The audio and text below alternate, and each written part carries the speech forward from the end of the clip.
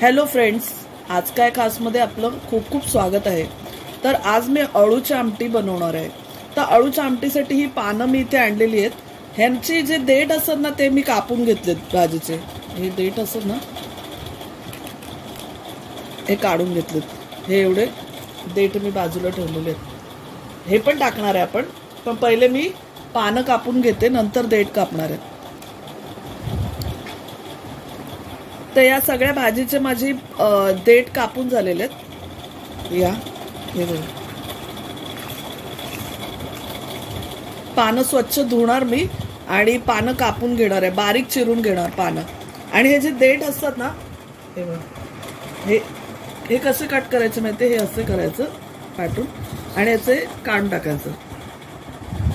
ते पण आपण भाजीमध्ये म्हणजे आपल्या आमटीमध्ये टाकणार आहेत। देठ बारीक चिरून आपण टाकणार आहे।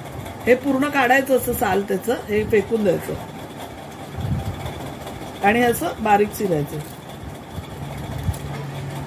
तर हे मी चिरून घेते आणि मग तुम्हाला दाखवते।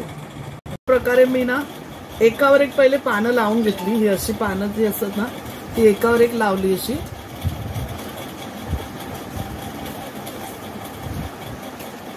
ही अशी मोठी छोटी जशी असेल तशी लावली आणि अशी पकडून ही अशी कटिंग केली। दाखवते मी।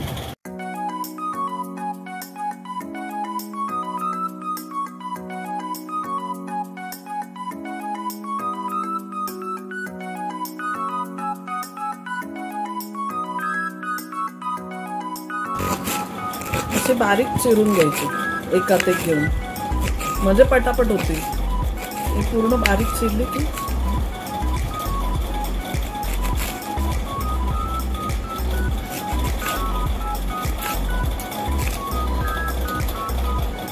तुम्हाला विळीवर जमत असेल तर विळीवर कट करा। ही माझी बारीक चिरून झालेली आहे। तर अशी मी सर्व पानं चिरून घेते बारीक। तर मोड आलेले वाल 2 वाट्या असतील साधारण, 2 मोठ्या वाट्या हे वाल साफ झालेले आहेत। तर आता मी अळूची जी भाजी कापलेली आणि देठ कापलेले ते स्वच्छ धुवून घेतले आणि कुकरमध्ये टाकले।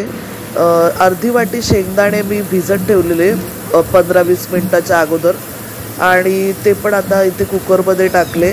वाल पण आपण याच्यात कुकरमध्येच टाकणार आहे। सर्व स्वच्छ धुवून घेतले आणि 2 मके टाकले मी याच्यामध्ये। मक्याची कणसं आहेत तर ती पण टाकली।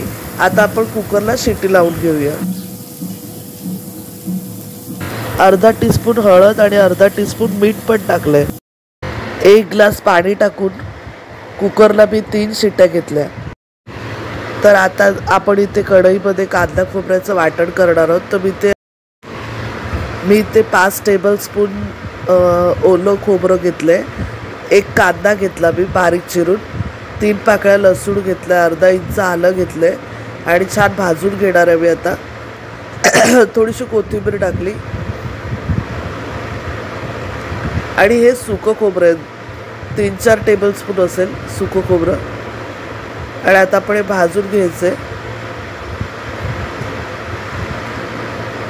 आणि मिक्सरमध्ये याची आपण पेस्ट करून घेणार आहे। 1 मिरची टाकली आपण।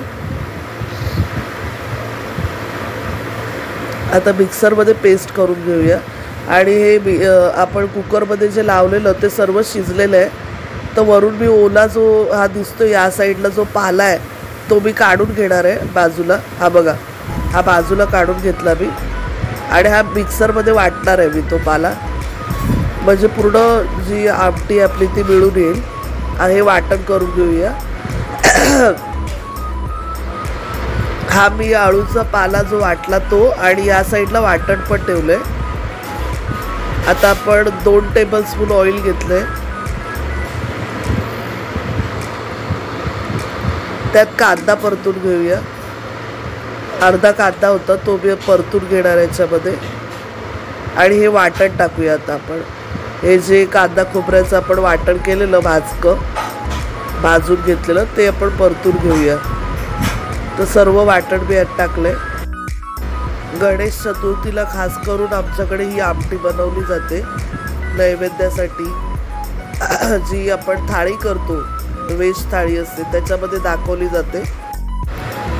आता आपलं वाटण छान परतलं गेलेलं आहे.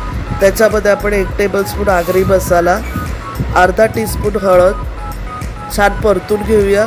वाटण अर्धा टेबलस्पून गरम मसाला मी इथे टाकला. ते काळा जो दिसतोय तो गरम मसाला आहे. थोडंसं पाणी टाकलं म्हणजे वाटण करपणार नाही. आणि आता आपण हाय बघा, हे जे मिक्सरमध्ये पाला वाटलेला तो पण टाकून घेऊया. अळूचा पाला जो वाटलेला तो आपण इथे टाकलाय आणि आता छानपैकी परतून घेऊया सर्व. आता कुकरमध्ये जे काही आहे आपण जे वाफवलेलं वाल वगैरे ते सगळं टाकून घेऊया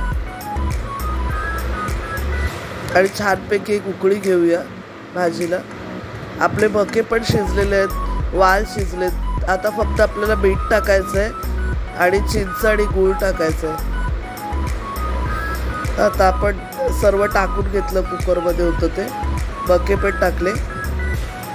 आता आपण मीठ टाकून घेऊया. हे बघा, 1 टीस्पून मीठ टाकलंय आपण.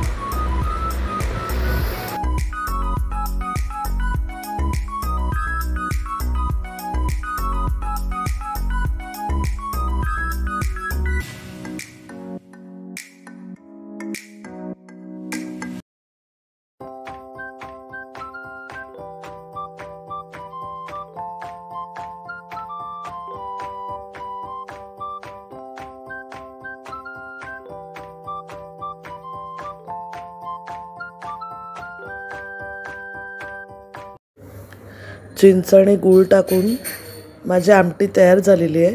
जर तुम्हाला माझी रेसिपी आवडली तर लाईक करा, रेसिपीला शेअर करा, कमेंट करायला विसरू नका. धन्यवाद.